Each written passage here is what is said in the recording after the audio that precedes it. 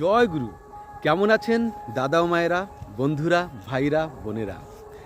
আজ এই সন্ধ্যা প্রার্থনার সময় আগত প্রায় আপনাদেরকে একটি কথা বলতে চাই, ইচ্ছা হচ্ছে কি যে আমরা মানুষের মঙ্গল প্রার্থনা করি, শুধু মুখে মুখে বললে তো হয় না, অন্তর দিয়ে কবার আমরা মঙ্গল প্রার্থনা করতে পারি।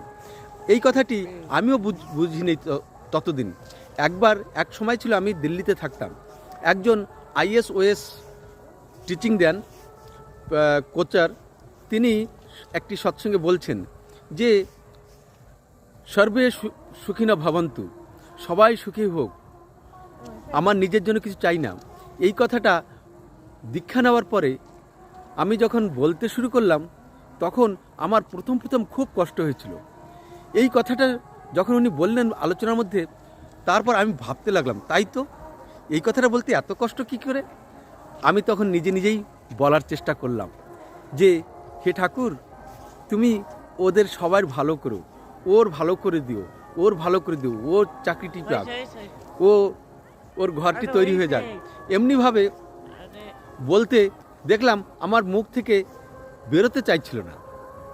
তো এই কথাটি সাধারণ কথা নয়, অপরের মঙ্গল কামনায় নিজ মঙ্গলের প্রসূতি। এর উপরে সুন্দর একটি ভিডিও তৈরি করেছি। পরম প্রেমময় শ্রী ঠাকুর বলেছেন, অপরের মঙ্গল কামনাই নিজ মঙ্গলের প্রসূতি।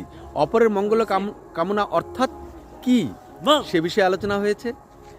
আর কি আলোচনা হয়েছে যে কিভাবে নিজের মঙ্গল হয় তাতে।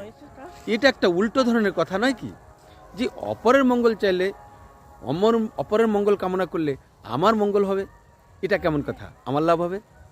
তাই আপনারা এর রিলেটেড ভিডিওটা, অপরের মঙ্গল কামনা মানে কি, এই কথা, এর উপরে একটা ভিডিও তৈরি করেছি সুন্দর।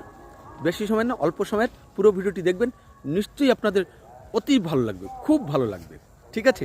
এবং আমরা জীবনে অনেক কিছু শিখে আরও কিছু নিজের জীবনে অ্যাপ্লাই করতে পারবো, এর জন্যই এই ভিডিওটি তৈরি করা, ঠিক আছে। সবাই ভালো থাকবেন। জয় গুরু, বন্দে পুরুষোত্তম।